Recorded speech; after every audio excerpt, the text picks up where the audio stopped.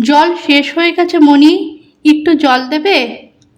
যতটা সম্ভব গলায় জোর এনে সমিতা ডাকছেন। চোয়াল শক্ত করে রইল মণিদীপা। ডাকুক আরো কয়েকবার। মনে মনে এক অদ্ভুত প্রতিশোধ স্পৃহায় উল্লসিত হতে কি যে ভালো লাগে। কিচ্ছু ভোলেনি মণিদীপা, কিচ্ছু না।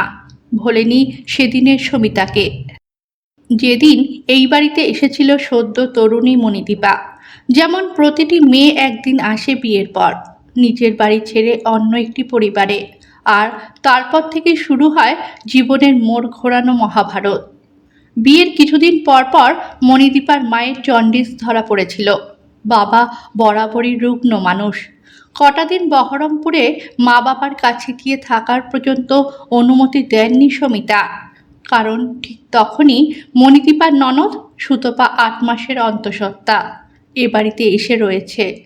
তার অষ্টপ্রহর সেবা চাই।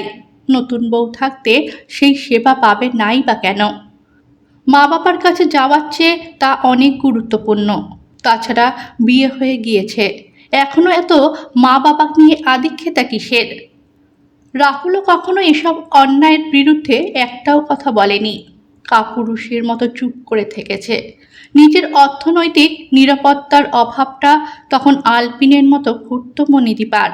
হাত কামড়াতে ইচ্ছে হতো। কেন ভালো ছাত্রী হওয়া সত্ত্বেও নিজের কেরিয়ারের দিকে নজর না দিয়ে জেঠু জেঠিমার পীড়াপিড়িতে বিয়ের পিড়িতে বসতে গেল? দিনের পর দিন কম তো অত্যাচারিত হয়নি সে।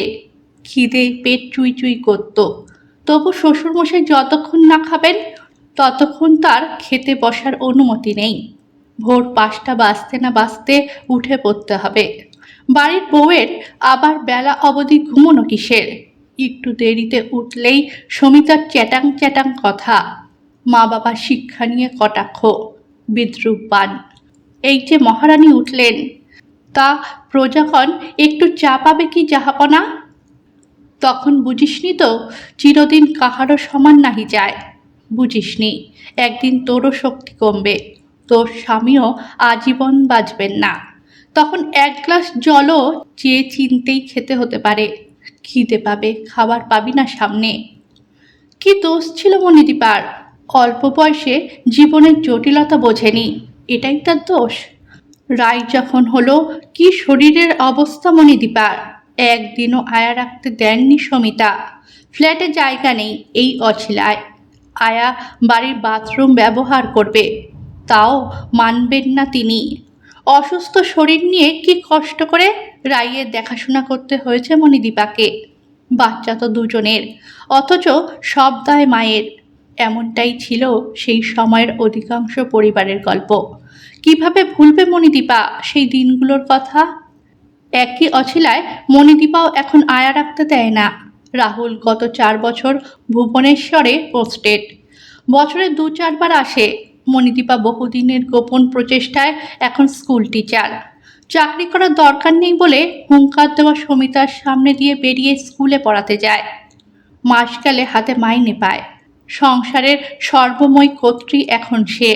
অসুস্থ মাকে রেখে রাহুলও তাকে ঠায় নাড়া করার কথা উচ্চারণ করতে পারে না।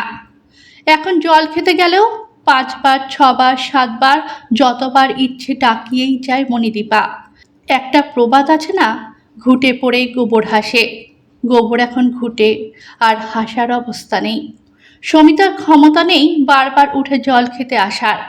ঘরে অ্যাটাচ বাথরুম, কোনো রকমে উঠে টয়লেটে যেতে পারেন দেওয়াল ধরে ধরে। এইটুকু যতদিন পাচ্ছেন আয়া রাখতে দেবে না মণিদীপা। সব ক্রিয়ারই প্রতিক্রিয়া থাকে, সে কথা প্রতি মুহূর্তে সমিতাকে জানানোটাই এখন মণিদীপার সুখ। সকালে রান্নার মাসি এসে চলে গেলে ১১টা নাগাদ বেরোয় মণিদীপা স্কুলের জন্য রায়কে নিয়ে। ওর স্কুলেই রায় পড়ে। সেই সময় বুধনের মা আসে। ঘরের বাদবাকি কাজ ঝাড়পোছ করা, কাপড় কাচা, সমিতাকে স্নান করানো, খাওয়ানো ইত্যাদির ভার তার। মণিদীপা বিকেল ৫টা নাগাদ ফেরে। ততক্ষণ অবধি থাকে বুধনের মা। ওরা মা মেয়ে ফিরলে ওদের চা দিয়ে বাড়ি যায়। ব্যাস, তারপর আবার সমিতার সব কটা চাওয়া পাওয়া মণিদীপার ইচ্ছানুযায়ী। এর প্রতিটা মুহূর্ত তাড়িয়ে তাড়িয়ে উপভোগ করে মণিদীপা।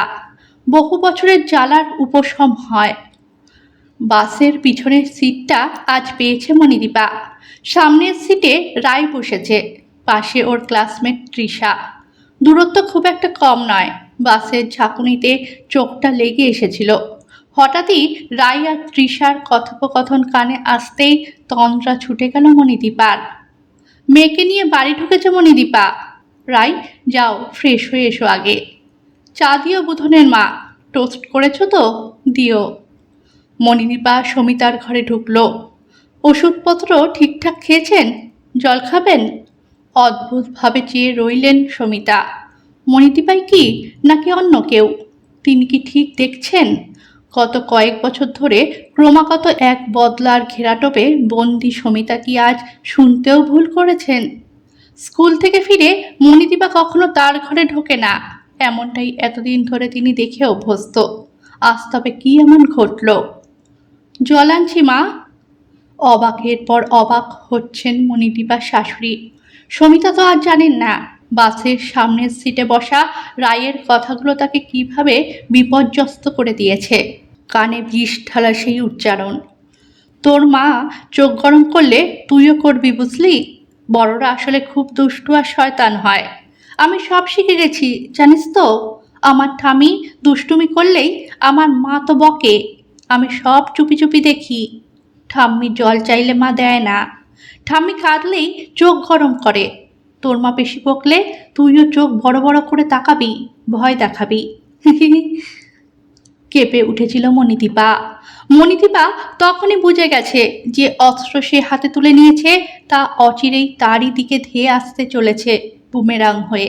এ তো খুবই বিপদের কথা। এই বুমেরাং মণিদীপা ধেয়ে আসতে দেবে না। অনেক বেশি ক্যালকুলেট করে ওকে পা ফেলতে হবে। চিরদিন বোকা থাকলে তার ফল ভালো হয় না। সমিতা কিচ্ছু ভোলেনি, কিচ্ছু ভুলবেও না।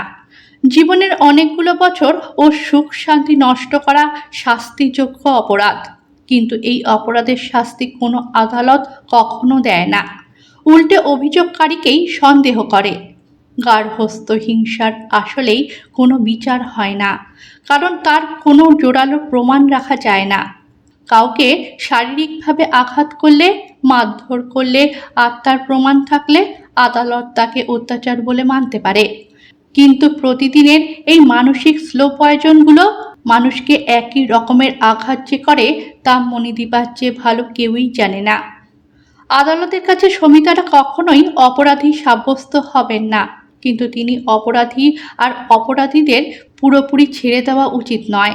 কিছু বিচার নিজের হাতেও থাকে। মণিদীপা তেমনই কিছু হাতে রেখেছিল নিজের দীর্ঘদিনের কষ্টকে লাঘব করতে, যা সমিতার ক্ষতি না করলেও তাকে মানসিকভাবে বিপর্যস্ত করেছে। আর তিনি বুঝেছেন যে ঢিল মারলে একদিন পাটকেল যাওয়ার দিন আসে। এই বোঝানোটুকুই মণিদীপার মূল উদ্দেশ্য ছিল। সেই কাজে সে সফল। কিন্তু এবার থেকে মণিদীপার প্রতিশোধের ধরন হবে আলাদা। নতুন করে ওকে গল্পের স্ক্রিপ্টটা লিখতে হবে। অনেক কিছু এডিট করার দরকার আছে। কিন্তু সব কিছু যদি ভুলে যায়, তাহলে এই সমিতারা সমিতাই থেকে যাবেন। যুগের পর যুগ ধরে সমিতারা মণিদীপাদের জীবনের সেরা সময়টা নষ্ট করতে চেষ্টা করবেন।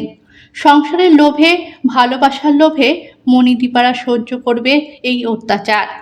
মণিদীপারা একদিন দেখবে তার জীবন কবে যেন এভাবেই ফুরিয়ে গেল। এটা হতে দেওয়া যায় না। এমন সমিতাদের জন্য মণিদীপারা হয়তো একদিন সংসারেই ঢুকবে না। এভাবে বিয়ে, সংসার সবই নষ্ট হয়ে যাবে। কোনো কোনো সমিতা তো জানুক যে মানুষের জীবনে কর্মফল বলে কিছু থাকে। এই জানাই আরও অনেক সমিতার জানার পথ প্রশস্ত করবে।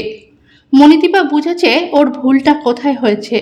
ওর ভুল হয়েছে সেই গল্পগুলো রায়কে জানতে না দেওয়া, যে গল্পে সমিতার মতন কেউ থাকে।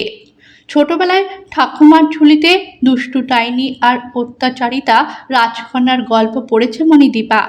গল্পগুলো তো লেখাই হয়েছিল বাচ্চাদের জীবনের পাঠ পড়ানোরই জন্য। সেই গল্প রায়কে না পড়ানোটা ওর জীবনের সবচেয়ে বড় ভুল। এতদিন, এত বছরেও রায়কে তার ঠাম্মির নামে কখনো কিচ্ছু বলেনি মণিদীপা। তার প্রতিশোধ ছিল তার একার। সেখানে রায়কে কখনো ঢুকতে দিতে চায়নি মণিদীপা। মণিদীপার জীবনের দুঃখের পর্বগুলো সে সযত্নে রাইয়ের কাছে থেকে লুকিয়ে রেখেছিল। একটি শিশুর মনে বিষ ঢোকাতে বিরত থেকেছে মণিদীপা। আজ মণিদীপা বুঝেছে সত্য কখনো গোপন রাখতে নেই, তাতে হিতে বিপরীত হয়। রাই অতীত জানে না, শুধু বর্তমান জানছে।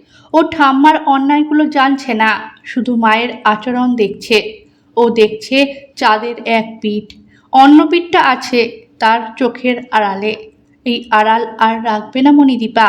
সমিতা যে মণিদীপার নামে কখনো রাহুলকে সেভাবে নালিশ করেননি।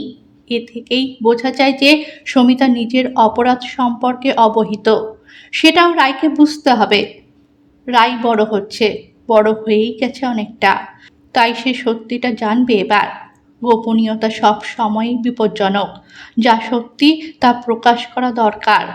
রাই জানুক সব, জানার পর সে বিচার করুক, কিন্তু তার যেন কিছু অজানা না থাকে। সে যেন বোঝে ভিকটিম হয়ে সব কিছু মেনে নেওয়া কেন কখনোই সঠিক সিদ্ধান্ত নয়।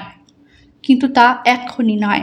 আগে স্ক্রিপ্টটা মণিদীপা এডিট করা শুরু করবে, তাতে একটু সময় লাগবে। কিন্তু অন্যায়কে জিততে দেবে না মণিদীপা। রায়ও জানুক যে অন্যায় মানে অন্যায়।